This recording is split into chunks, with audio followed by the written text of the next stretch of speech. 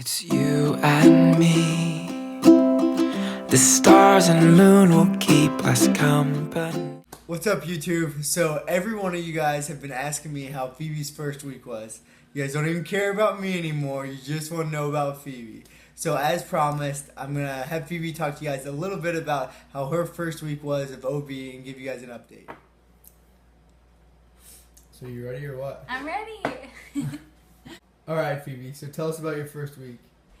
First week of third year is officially done. It was a 6-day week starting on Monday, and tonight is now, today is actually Sunday morning, and so I actually had to work 6 days this week, and I did a 24-hour on-call from Saturday morning till Sunday morning. But OBGYN is amazing. Everyone tells you that third year is great and fun, but definitely busy, and those things are all true. It was such an amazing feeling being able to actually walk into a patient's room and introduce yourself as a student doctor, and to be able to use your hands and all the skills that you've learned in medical school for the past 2 years. You've been able to use those skills in actual patients. My favorite part definitely was, first watching my first vaginal delivery and my first C-section. It is absolutely amazing to watch the mother's body completely change to be able to be the tunnel for the baby to come through. It is only by the grace of God that this can happen, because when you look at the size of the head and you realize the size of the baby and it's coming, and the mom is just filled with excitement and the dad is nervous but doesn't really know what to do. It's just the adrenaline rush, and everyone's so excited because we're gonna have this new little human being into the world. And I just actually used it as an opportunity to pray for that child.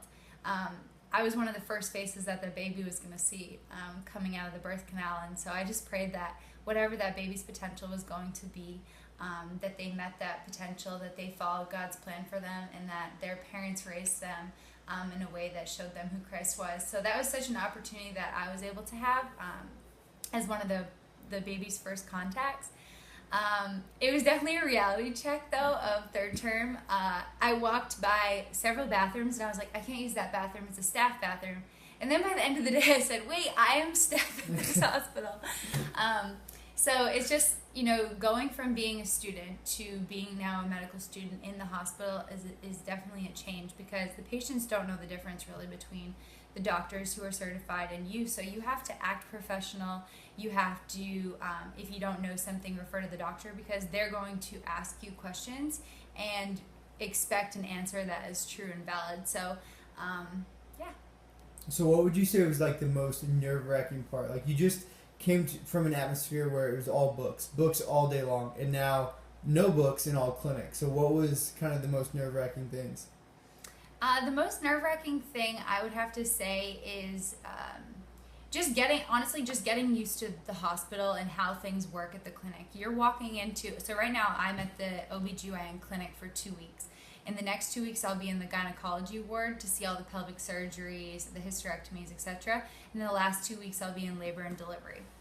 And so you have to realize that the clinic has been going on for several hundred years, and now I'm walking into a high-speed clinic with everything going on. So just being able to observe and mold into making yourself useful. So if you're a medical student who stands up against the wall and watches the doctors go into patients' rooms, you're not going to learn anything. So you have to be very proactive. You have to introduce yourself to all the doctors. You have to ask if you can shadow them. And when you walk into the patient's room, say hello, say good morning. Most of them don't speak English, so try out your Spanish. Mine's terrible. Start learning Spanish now. Spanish is very, very important.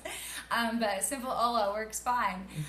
And just a smile. But so I would say the most nerve-wracking thing was making yourself known and trying to get yourself involved without being an annoying student who is trying to ask questions and taking away time from, the doctor's efficiency and getting through their whole schedule. So what would be some advice you'd give someone that's about to start their first rotation ever? Top 3 things. Go. Okay, first, get to the hospital extra early. Or maybe even go the day before. It's so important to have... Yeah, camp overnight. 24-hour camp overnight. Make sure you're not late. Okay, I may have gotten there 2 hours early, which was probably a little bit ridiculous, but You want to try to ease your anxiety the most that you can because you're going to be filled with a lot of emotions on your first day. So I recommend getting there early. If you can not be stressed about being late on that first day, that you're already a step in the right direction. Second, introduce yourself to all the doctors on the first day. Smile and be confident. Like, hi, my name is Phoebe and I'm so excited to be here. I'm a third-year medical student. If you need anything, let me know. And even to the nurses, to the medical assistants, you're at the bottom of the barrel. You're still a student. Even though, yes, we're part of the staff, and yes, we're student doctors, they've been there for their whole careers, and it's our first day. So that would be my second tip. And then Tip 2B, nurses know more than you know right now and more than you will ever know. So make the nurses your best friend. Yes. My third tip would have to be, recognize where you're weak and recognize your strengths and really try to do the things that you're good at and use them to your benefit. So I like to think that I can light a room up when I walk in just by saying good morning and hello. And I can ask smile. Wink. And I can ask some intuitive questions.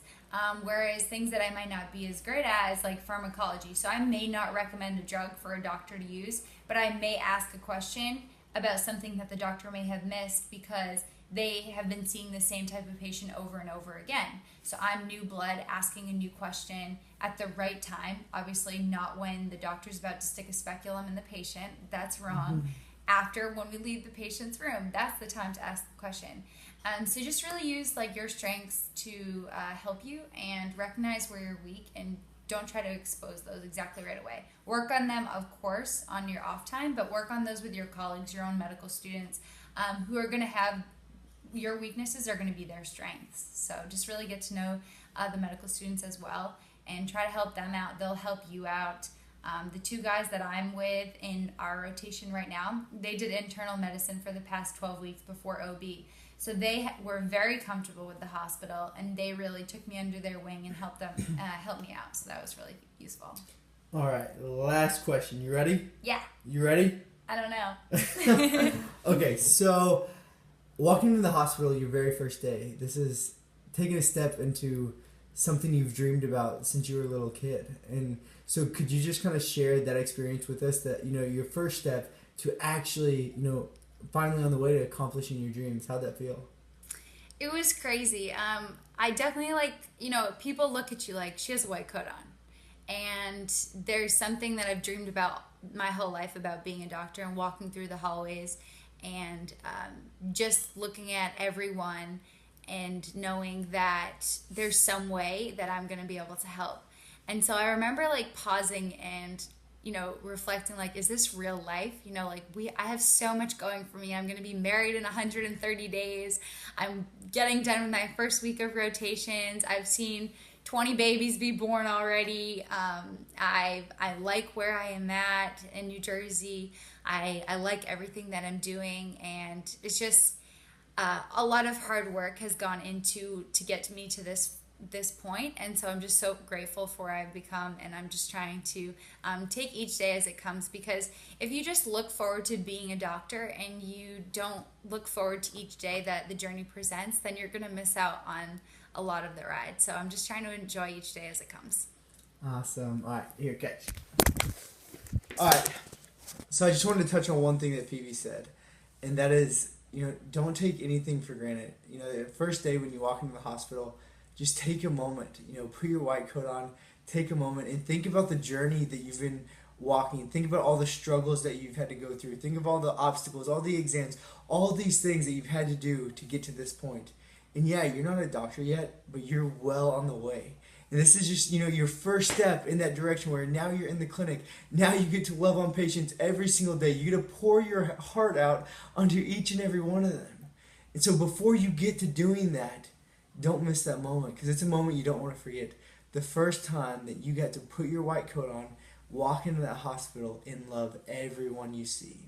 You do not ever want to forget that moment. So I just beg and ask of each of you, when you have that opportunity, take a moment to reflect and enjoy every second of it. Guys, we love you. If you've enjoyed the video, please like it and subscribe. It helps me a ton. And I might let you guys see a little bit more of Phoebe if you guys are nice. Alright, see you guys.